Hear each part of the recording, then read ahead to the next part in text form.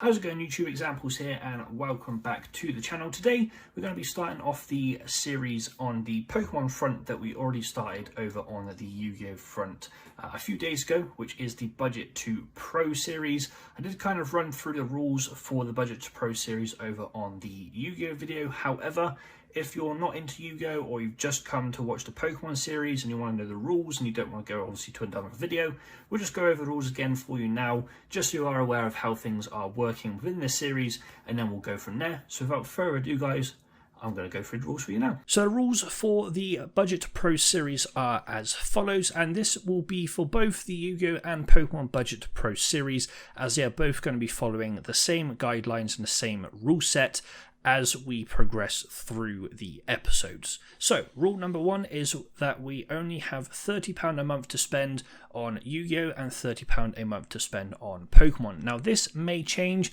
and this may change to a weekly budget. It all depends on how much you guys enjoy the series and how well we are progressing through the whole series as it is. So, that is what we're looking at when it comes to the budget to start off the series.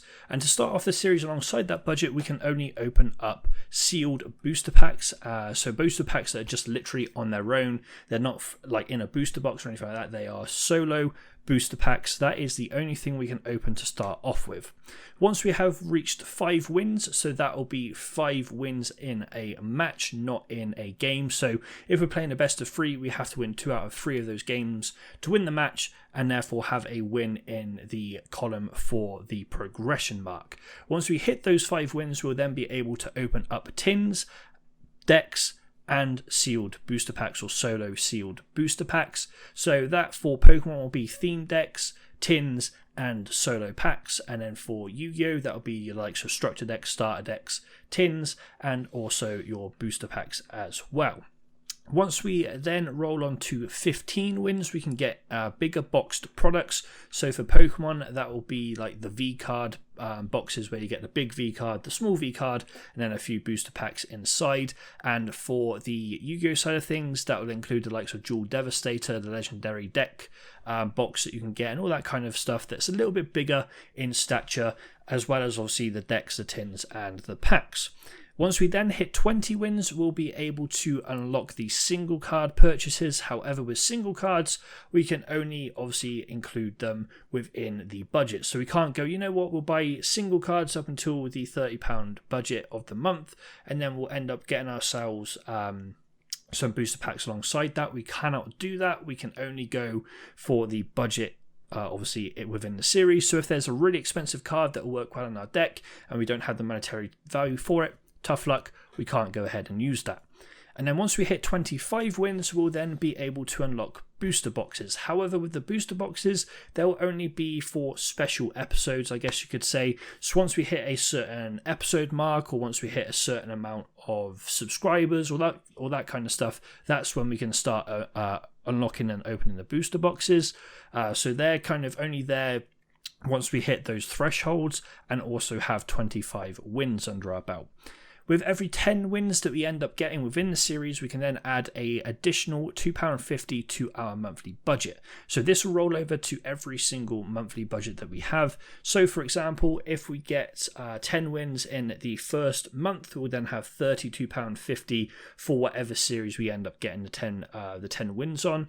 And then the same will go for the next month, and so on and so forth. And that £2.50 will carry over as well. Obviously, we'll change that to weekly if we do end up going to a weekly budget. But for now, where we're going monthly, it'll just roll into the monthly budget. Anything we do not use in that month, so anything that we do not end up spending in the month that we use the budget, that rolls on to the following month. Again, that will transfer to a weekly budget as well. And then when it comes to the main aim of both series, we're just looking to top a sealed event. We're looking to top a in real life event. Once we can start going back to in real life obviously games and events and all that kind of stuff, we're looking to top anything that isn't a locals. So that would be obviously like regionals, YCSs, nationals for Yu-Gi-Oh! I'm not too sure what the equivalent is, unfortunately, for Pokemon, because this is my first kind of step into the competitive Pokemon side of things. Whereas Yu-Gi-Oh! I've got a little bit of experience, but not as much as other people out there. But that is pretty much everything within a nutshell when it comes down to the whole rule set. With regards to trading, that's one more thing I needed to say. With regards to trading, we are not allowed to trade at all, and we're not allowed to use anything from our current collections outside of the Budget to Pro series. So for example, if I buy some products outside of this series and I end up opening them and getting cards that would benefit my Budget to Pro deck, I cannot use them because they weren't opened within the Budget to Pro series. So anything in our current collection and anything we open outside of Budget to Pro, we are unable to use, and we are not allowed to trade with anyone.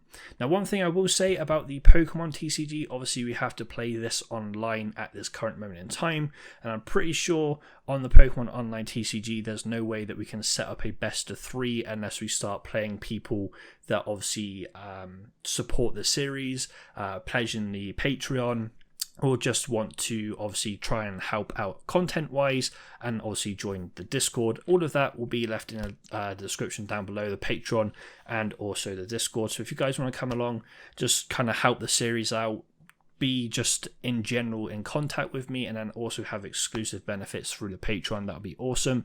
But those are pretty much all of the rules for both the Yu-Gi-Oh! And Pokemon Budget to Pro series. I hope you guys do enjoy this series. I hope it's something that you guys can get invested in like I will be.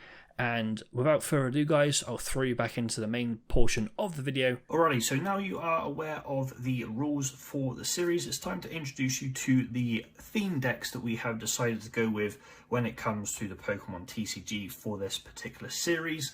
Now, the difference between the Pokemon TCG and the Yu-Gi-Oh! TCG is in Yu-Gi-Oh! We have a ban list, which means that there's certain cards that are limited, forbidden, semi-limited, etc.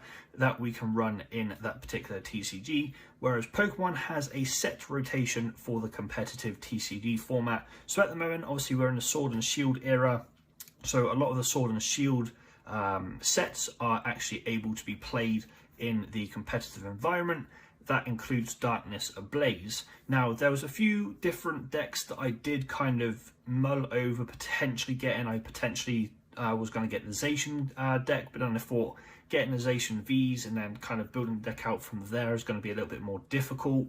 I did look at a couple of other theme decks in Darkness Ablaze as well. However, I landed myself on the Surfetched theme decks. Now, the reason I landed on the Surfetched theme decks rather than any others is there is a Surfetched V card that has come out fairly recently in its own like expansion box. I don't really know what to call those boxes, but essentially it's the box that has the V card, the big V card, and then a few packs in there as well. So I decided, you know what, why not go down the Galarian Surfetched side of things, play something a little bit different, play something that people probably won't expect when we sit down at our local league, and kind of see if we can get a few wins under our belt and build a deck revolving around Galarian Surfetched. Farfetch'd was one of my favourite Pokemon when that was released, so Surfetch'd kind of spoke to me in that sort of situation, and I do also like the fighting type Pokemon that are within the TCG and the game in general. I also picked myself up some Dragon Shield black matte play sleeves, so we'll be rolling with these. So, without further ado, I'm going to crack open one of these theme decks just to see what we have inside, and then we'll go away, we'll build ourselves a deck with obviously the two theme decks, and we'll go from there. So let's just pop one over to one side. We'll kind of keep it in shot a little bit, but we don't need to open both right now. We just need to open the one to see what we're working with within the cards in the theme deck, and then we can kind of work out what we want to play and go from there. So without further ado, let's just crack this open. So it looks like we have a paper playmat, and the paper playmats in Pokemon TCG are really nice because they have obviously all the different zones, And they also have a few rules on there as well. We have the damage counters, which we're probably not going to use in the series. We'll probably end up just using the dice that we can have in different sets and stuff. Obviously I have dice lying around, so I'll probably end up using those. We also have a rule book, which is quite nice for any beginner players, because you've got the like the game board that's always in every single picture. And then there's also a few things saying like what's new with the V cards, the V Max cards, etc. So that's a nice little addition at the back of their rule book, or the quick start rules that they include within the theme decks. You then have a Surfetched theme deck kind of guide, I guess you could say, which is quite nice. It kind of goes through the cards that are in the deck and how it all kind of revolves, I guess. And then on the back we have a bit of a card list, so if you're looking to collect the full Darkness Ablaze set, there's a card list for you to kind of mull over and see what you have and what you haven't got within that set. It doesn't want to fold for me, there we go. Finally got that to fold, so I'll put that there as well. Then we've got a few special condition cards, by the looks of things, that just go through what happens when your Pokemon is poisoned and all that kind of good stuff.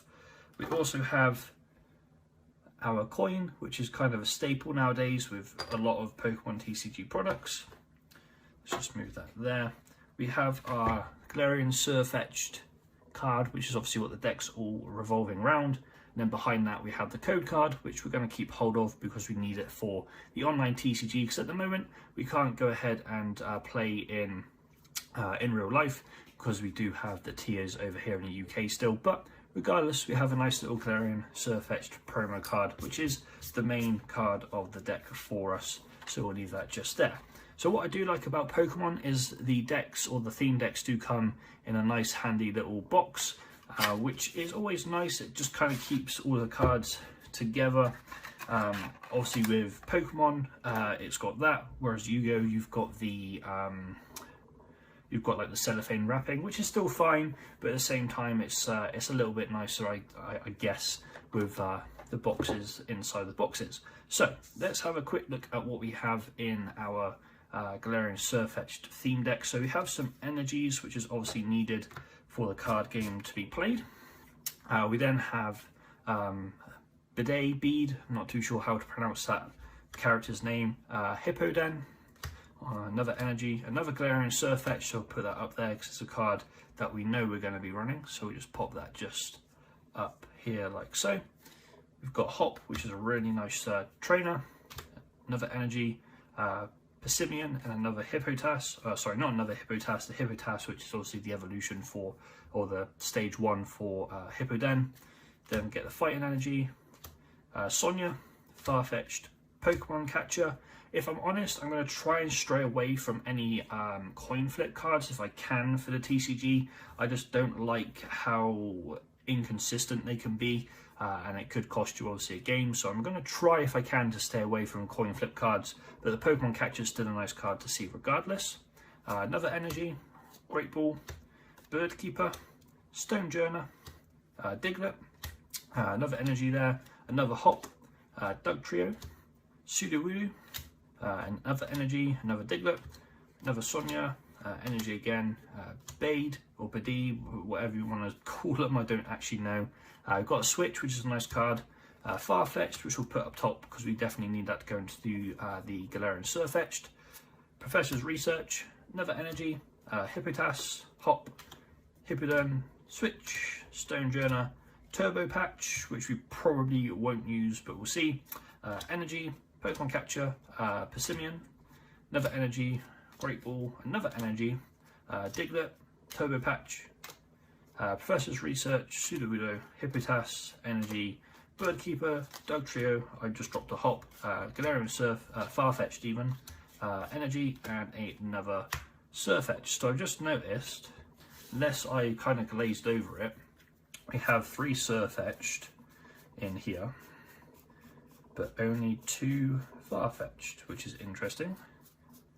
Let's just make sure no, okay, there was 3 and 3. I was just being stupid and completely and utterly glossed over a copy of the Farfetch'd.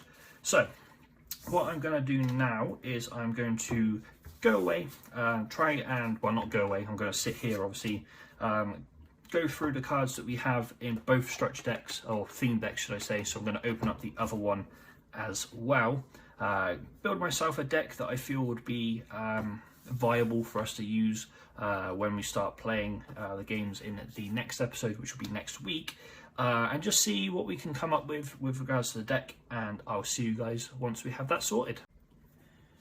Alrighty, so after a little bit of deliberation between the two decks that we did end up buying for the Pokemon Budget 2 Pro series, I have managed to come up with a deck that I feel is the best one that we can possibly have moving forward into the second week, to obviously get some games under our belt and try and get some wins to unlock some of the future products that we're allowed to purchase in this series, and also potentially start going towards the 10 wins to obviously bump up our budget by £2.50 for the following weeks. Now obviously we're not going to get 10 wins in the next episode, because we're not going to be playing 10 games. I'm going to try and keep it to about 3 to 4 games per episode, plus obviously the opening as well. But regardless, I'm going to go through the deck with you guys now, which are in the brand new Dragon Shield sleeves. As I mentioned, I've started to fall in love with the Dragon Shield products recently.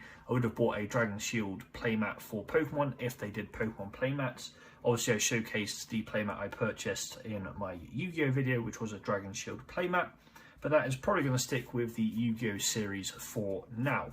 But regardless of that, with regards to the energies that we run in the deck, we have 18 fighting energies to hand. I was contemplating running 20 and then cutting down cutting down the trainers, the items and the Pokemon by 2. However, I feel that 18 energy is probably a sufficient amount for this deck, and then if we do need to bump it up to 20 moving forward, we will do so. And obviously we only have access to the fighting energies at the moment, so we can't have any special energy such as double colourless or anything along those lines, even though we don't really need any of that at this present moment in time. So moving into the actual deck itself, or the main focus of the deck, we'll put the trainers and items to one side for now. We are running 4 copies of Galarian Surfetched. Obviously this is the main reason we ended up picking up this deck in the first place. We are obviously going to be swapping this out in the future when we are able to unlock the Surfetched V boxes.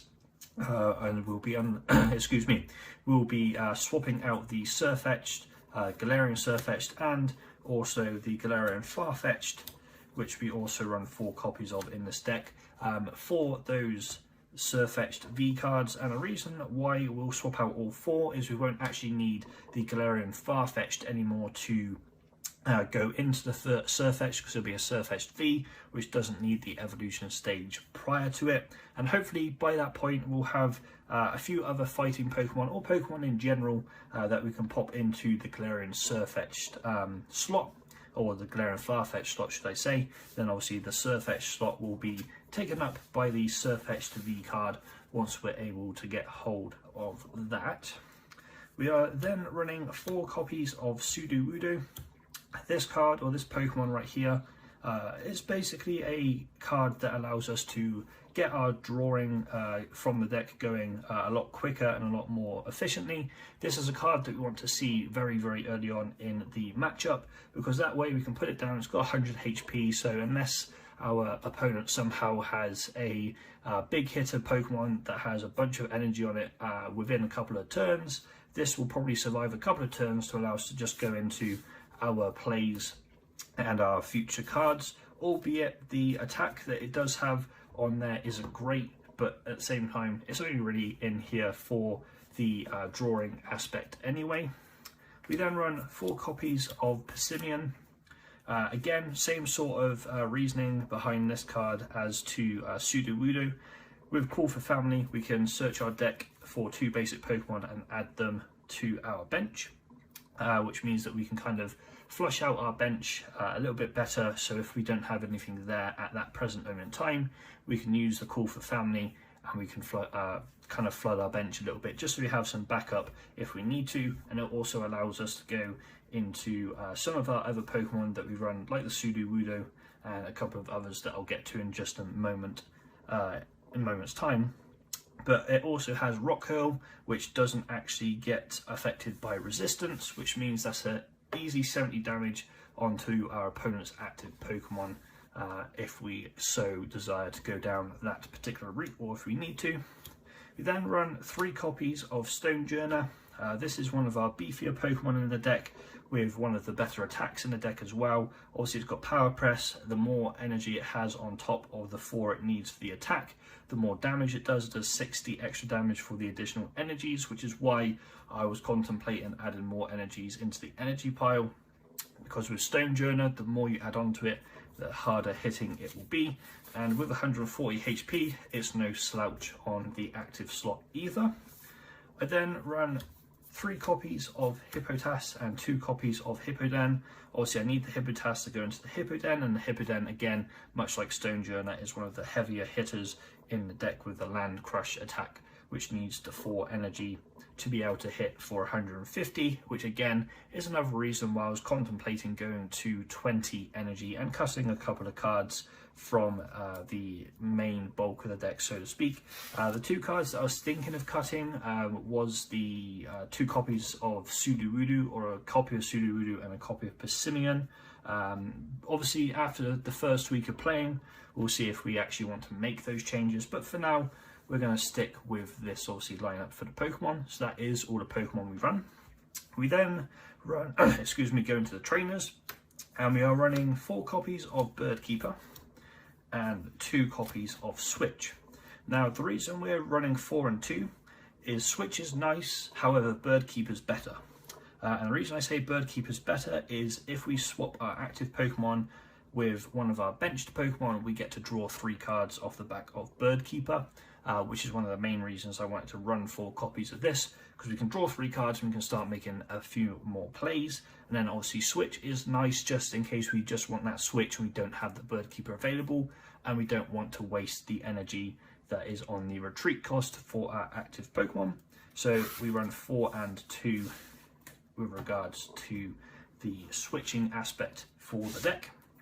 We then run 4 copies of Hop, just another card that allows us to go ahead and draw cards from our deck, essentially, with obviously Sudo and with Birdkeeper plus Hop. It just kind of helps the aspect of getting into Pokemon and other trainer and supporter cards, well, obviously supporter and item cards, should I say, that we're looking to have. So that is why we run the 4 copies of Hop. We then run 3 copies of Bidet Bead, however you want to pronounce their name. Basically, it allows us to attach another energy to one of our bench Pokemon. So if we attach one to our active Pokemon and we've got all the energy we need for the active Pokemon, we can go ahead and add an additional energy to one of our bench Pokemon. At the same time, if we add one to our bench Pokemon, we can then play this card and add another one to our bench Pokemon, albeit this card again is something that I was contemplating cutting down to 1 for an additional 2 copies of the energies. The reason I was contemplating putting these down to, or this down to 1, is 9 times out of 10 you don't really need to add that additional energy, but at the same time it's one of the better supporter cards that we got with the structure decks, or theme decks should I say, and at the same time it doesn't need a coin flip, which, as I said during the opening, we're trying to stray away from coin flips as much as possible, just to add more consistency to our deck. So that is why we have that card in there for the most part. We are then running 3 copies of Sonia. This card will just allow us to find either 2 of our energies or 2 of our basic Pokemon and add them to our hand, which again just adds a little bit of consistency to the build. Sonia is one of those cards that I've used quite a bit on the online TCG with the theme decks I have there, and it's worked out quite nicely there. And it's also a card that if we do need some Pokemon on our bench and we don't have the access to Persimmon but we have the access to Sonia, we can go ahead and find a Pokemon just to pop onto our bench with her. And then if also we need to find some energy, she does the same thing there as well. And then the last card we run in the deck is 2 copies of Professor's Research. This card even, is very, very situational in my opinion. It's something that you want to see early game if you've managed to flood your board with all your Pokemon and stuff. You don't then have to worry too much about the discard value of this particular card, because you have to discard your hand to draw 7. So with that kind of aspect to it, you don't want to have a full hand and then have to use it to try and find cards. This card is, as I said, very, very situational. You don't want to see it late game, because obviously you could draw out your deck and be in a situation where next turn you could lose because you don't have a card to draw. But if you find it early game and you've managed to get a lot of the cards out of your hand, it can come in very, very handy. Hence why I only run the 2 copies of Professor's Research. But that is the deck that we are looking to run when it comes to the Pokemon Budget to Pro series, or at least for the first week whilst we are still obviously building out the deck and making it as kind of as good as we possibly can.